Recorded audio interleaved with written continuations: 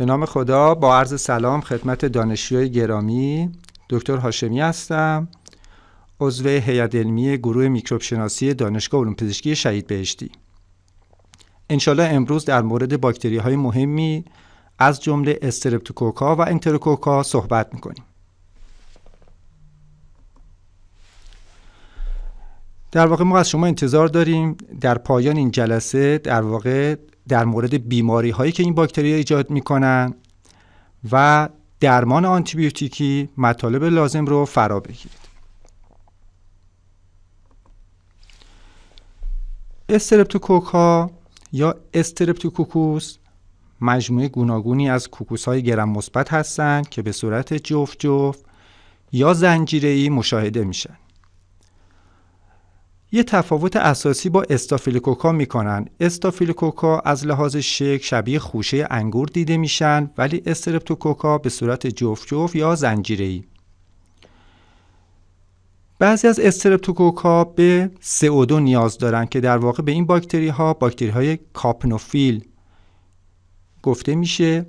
نیازهای غذاییشون پیچیده است و حتما برای کشششون از محیط بلادگار یا هم محیط خوندار استفاده میکنیم. استرپتوکوکا را بر اساس 3 خصوصیت از جمله خصوصیات سرولوژیک که بهش میگن طبقه بندی لنسفیت، الگوهای همولایتیک و خصوصیات بیوشیمیایی تقسیم بندی میکنن. بعضی از استرپتوکوکا خون رو کامل میتونن لیز کنن، بهشون میگن بتا همولوتیک. بعضی خون رو ناقص لیز میکنن، آلفا، و اونهایی که در واقع قادر به لیز خون نیستن، لیز گلبولهای قرمز نیستن، گاما گفته میشه. همونطور که خدمتتون عرض کردم، استرپتوکوکا به صورت کوکوس‌های کروی دیده میشن. مهمترین گونه استرپتوکوکا استرپتوکوک پایوژنس هست که بیماری مهمی از جمله فارنجیت باکتریال ایجاد میکنه. مهمترین باکتری این گروه هست.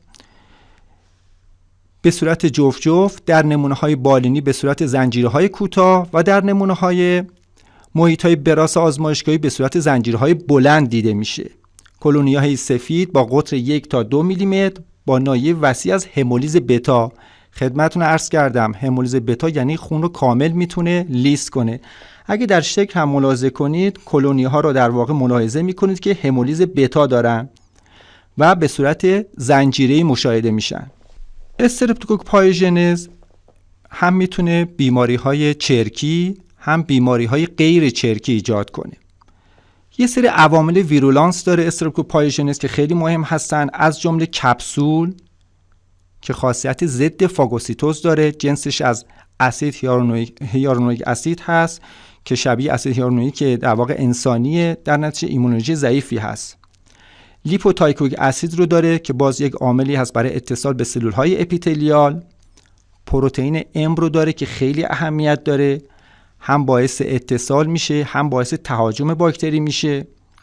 پروتئین شبه ام که باز باعث اتصال، خاصیت ضد فاگوسیتوز. پروتئین اف باعث اتصال و تهاجم باکتری میشه. یه سری توکسین های چرکزا داره، بهش میگن اگزوتوکسین که شبیه اگزوتوکسین های باکتری کورین باکتریوم دیفتریه هست. هر دو توکسین بر روی فاژ قرار داره، اما خب سمیت اگزوتوکسین چرکزای پایوژنز کمتر هست. استرپتولایزین اس رو داره که باعث تخریب لوکوسیت ها، اریتروسیت ها، پلاکت ها میشه. همولیزی که ما در واقع بر روی محیط بلادگار میبینیم به خاطر همین استرپتولایزین اس هست که غیر ایمونولوژن هست. استرپتولایزین او رو ما داریم، باعث تخریب لوکوسیت ها، اریتروسیت ها، پلاکت ها میشه و برعکس استرپتولایزین اس ایمونوژن هست. استرپتوکیناز رو داریم، خب خیلی مهمه، باعث تخریب لخته های خون میشه. همین هم باعث میشه باکتری انتشارش بیشتر بشه، تهاجمش بیشتر بشه. دی ان ایز رو داریم که 4 نوع هست، A, B, C, D، که این فاکتور استرپتوکوک پایوژنز باعث در واقع حل شدن دی ان ای میشه، باعث انتشار بیشتر باکتری و تهاجم میشه. C5A پیپتیداز داریم. ما یه سیستمی داریم، به سیستم آبشاری به اسم کمپلمان، از چند قطعه تشکیل شده. یکیش C5A هست که باعث فراخوانی نوتروفیل ها و سلول های فاگوسیتوز میشه. C5A پپتیداز استرپتوکوک پایوژنز باعث تخریب C5A میشه. در نتیجه نوتروفیل ها و سل های فاگوسیت کننده به محل دیگه حاضر نمیشن یا کمتر حاضر میشن. به استرپتوکوک پایوژنز استرپتوکوک گروه A هم گفته میشه که به طور شایع در ناحیه اوروفارینکس، ناحیه حلقی دهانی کودکان سالم و نوجوانان سالم هم دیده میشه. از طریق تنفسی از شخصی به شخص دیگه منتقل میشه. عفونت‌های مختلفی رو ایجاد میکنه. از قبیل عفونت‌های چرکی مثل پیودرم، عفونت پوستی هست. باد سرخ یک عفونت پوستی است همراه با التهاب، درد، قرمزی. در واقع در ناحیه‌ای که این التهاب ایجاد شده، این قرمزی ایجاد شده، از ناحیه‌ای که ایجاد نشده کاملا مشخص است. باد سرخ یا اریزیپلاس. سلولیت که عفونت پوستی هست و عفونت زیر پوستی. فاسیت هست که علاوه بر پوست و زیر پوست ماهیچه ها و چربی ها هم درگیر میشن و تخریب میشن. از این جهت به باکتری استرپتوکوک پایوژنز باکتری گوشخوار هم گفته میشه. پس اینها عفونت‌های چرکی هستش که این باکتری ایجاد میکنه، از راه تنفسی منتقل میشه، از راه پوستی منتقل میشه. خب بیماری چرکی استرپتوکوکی خیلی مهم هست. مهمترین عامل فارنجیت باکتریال هست. میدونید در فارنجیت ما گلودرد داریم، تب داریم، قرمزی داریم، التهاب داریم، چرک داریم، لمفادنوپاتی گردن داریم. فارنجیت باکتریال که عامل اصلیش استرپتوکوک پایوژنز هست، برای درمانش پنیسیلین استفاده میکنیم برای درمان بیماران. بیماری بعدی مخملک هست. عده‌ای از افرادی که به فارنجیت دچار میشن بعد از یک مدتی دچار مخملک میشن. یه سری راش‌هایی در روی سینه در واقع دیده میشه که بعد در کل بدن پخش میشه، در کف دست‌ها، کف پاها، بر روی زبان، بر روی دهان، که در واقع اینها روی زبان یک لایه زرد مایل به سفیدی تشکیل میشن که بعد از یک مدتی برطرف میشه و حالت قرمزی بر جا میمونه که اصطلاحاً بهش میگن زبان توت فرنگی. بیماری بعدیم گفتم پیودرم که عفونت پوستی هست همراه با چرک، اریزیپلاس یا همون باد سرخ که در موردش صحبت کردیم. سلولیت عفونت پوستی و زیر پوست. فاسیت نکروزان که گفتم ماهیچه ها و چربی ها کامل تخریب میشه. از این جهت به استرپتوکوک پایوژنز باکتری گوشخوار هم گفته میشه. سندروم شوک سمی استرپتوکوکی مثل سندروم شوک سمی استافیلوکوکی هست. فرد دچار تب میشه، دچار لرز میشه، دچار سردرد میشه، تهوع، استفراغ. بعد از یک مدتی ارگانهای بدن از قبیل کبد، کلیه، قلب درگیر میشه. فرد ممکنه دچار باکتریمی بشه. بیماری خطرناکی هست. و یه سری بیماری‌های چرکی دیگه و پنومونی. اینا در واقع بیماریایی بود که پایوژنز میتونست در بدن انسان ایجاد کنه. یه سری بیماری‌ها استرپتوکوک پایوژنز ایجاد میکنه که غیر چرکی هستن. یکیش تب روماتیسمی هست. در واقع التهاب قلب، رگ‌های قلبی هستش. چجوری بیماری رخ میده؟ استرپتوکوک پایوژنز یک پروتئینی داره به اسم پروتئین M که در واقع در استرپتوکوک پایوژنزهای بیماریزا دیده میشه. این پروتئین در قسمت غشای سیتوپلاسمی باکتری قرار گرفته و به سمت دیواره سلولی کشیده شده. خود پروتئین M از دو قسمت تشکیل شده، پروتئین M1 و پروتئین M2. معمولا باکتری هایی که پروتئین M1 رو دارن هم تب روماتیسمی هم گلومرونفریت ایجاد میکنن و باکتری هایی که پروتئین M2 رو دارن فرد دچار عفونت‌های چرکی، عفونت‌های پوستی در واقع میشه. این پروتئین M یک ناحیه کربوکسیل داره که در غشای سیتوپلاسمی هست و حفظ شده هست و یک قسمت آمینی داره که تغییرات آنتیژنی توش رخ داده.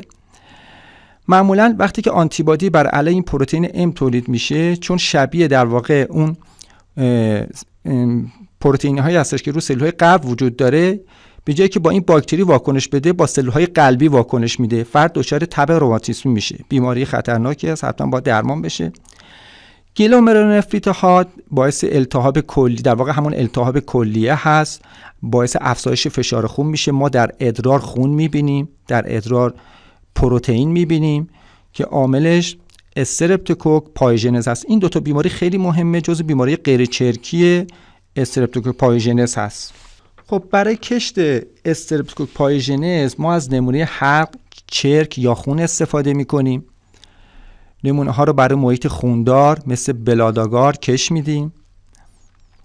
در گسترش های تایید شده از چرک اغلب به جای زنجیرهای مشخص کوکوس های تگ یا جفتی دیده میشه. خدمتتون عرض کردم معمولا تو نمونه های بالینی ما زنجیرهای کوتاه میبینیم، ولی وقتی در محیط براز کش میدیم زنجیرها بلندتر میشه. از آزمون‌های سرولوژیک هم میتونیم استفاده کنیم. چند تا تست دیگه هستش که برای استرپتوکوک پایوژنز انجام میدن، از جمله اینکه این باکتری حساس به دیسک باسیتراسین هست و یه تستی هست به اسم PVR که در واقع اینا به PYR تستش مثبت است، پس حساس به باسیتراسین ولی تست مثبت PYR رو دارن که برای پایوژنز استفاده میشه. اما برای درمان بیماران معمولا افرادی که آلوده میشن به استرپتوکوک پایوژنز از پنیسیلین یا آموکسیسیلین استفاده میکنن. اگر فردی دارای عفونت شدید باشه از پنیسیلین و کلیندامایسین استفاده میکنن. اگر فردی به پنیسیلین آلرژی داشته باشه از سفالوسپورین ها و ماکرولوئید ها مثل اریترومایسین استفاده میکنن.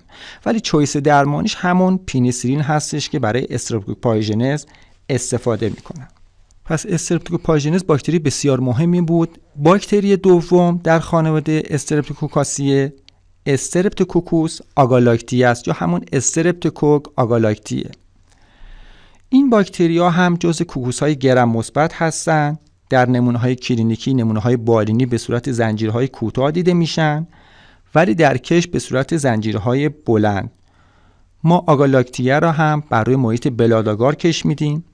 معمولا یه همولیز باریکی، همولیز بتای ضعیفی رو دارن، ولی خب 1 تا 2% از استرپتوکوکوس آگالاکتیه ها غیر همولیتیک هستن. استرپتوکوک آگالاکتیه دارای کربوهیدرات اختصاصی گروه آنتیژن بی و البته کپسول هست. کپسول فاکتور بسیار مهمی برای بیماریزایی است و باعث فرار باکتری از فاگوسیتوز میشه. پس خیلی اهمیت داره. عامل بیماری در نوزادان معمولا بیماری زودرس یا دیررس ایجاد میکنه. در زودرس که در نوزادان ایجاد میشه ما مننژیت، پنومونی، باکتریمی رو میبینیم و در بیماری دیررس ناشی از استرپتوکوکوس آگالاکتیه ما مننژیت و باکتریمی رو میبینیم. معمولا بیماری در نوزادان کوچکتر از 7 روز زودرس نامیده میشه و از 7 روز تا 3 ماه دیررس گفته میشه. ما میتونیم در خانم‌های باردار اگر آلوده باشن به استرپتوکوک آگالاکتیه، عفونت مجرای ادراری، عفونت زخم، عفونت دستگاه تناسلی رو ببینیم. در مردان و زنان غیر باردار هم عفونت‌های پوستی، بافت نرم، باکتریمی، عفونت مجرای ادراری، باکتریمی و پنومونی مشاهده میشه. پس گفتیم یک بیماری زودرس نوزادان هست، باکتریمی، مننژیت، پنومونی. بیماری دیررس نوزادان هست به صورت مننژیت و باکتریمی. عفونت در زنان باردار، عفونت در مردان و زنان غیر باردار. پس در همه افراد میتونن ایجاد بیماری کنن.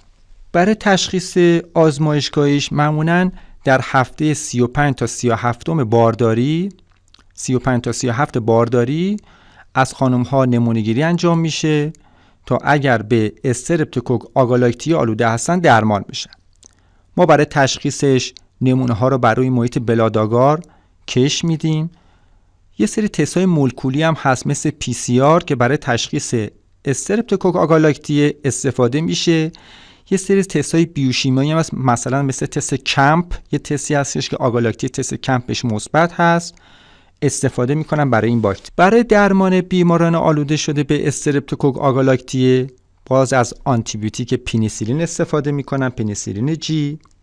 اگر فردی به پنیسیلین آلرژی داشته باشه از ونکومایسین استفاده میکنن. معمولا از سفالوسپورین های وسیع الطیف همراه با آمینوگلیکوزیدها هم برای درمان بیماران استفاده میکنن. اما خب چویس درمانیش همون پنیسیلین جی هست در حال حاضر واکسنی برای این باکتری وجود نداره. ما در مورد استرپتوکوک پایوژنس صحبت کردیم، در مورد استرپتوکوک آگالاکتی صحبت کردیم، رسیدیم به استرپتوکوکوس ویریدانس یا همون استرپتوکوک ویریدانس. در واقع این گروه مجموعه از باکتری‌های آلفا همولیتیک و غیر همولیتیک هستند. در اوروفارینکس، مجرای گوارشی، مجرای تناسلی ادراری و بر سطح پوست دیده میشن. چند تا گونه مهم داره، از جمله استرپتوکوک موتانس که باعث پوسیدگی دندان میشه، شیوعش تو ایران خیلی زیاده. استرپتوکوک میتیس و سالیواریوس که باعث اندوکاردیت تحت حاد میشه. پس هم میتونن باعث پوسیدگی دندان بشن، هم اندوکاردیت تحت حاد، عفونت داخل شکمی چرکی که خدمتتون عرض کردم بیماریهای خیلی مهمی هست. باکتری چهارم استرپتوکوک پنمونیه یا پنموکوک هم بهش میگن.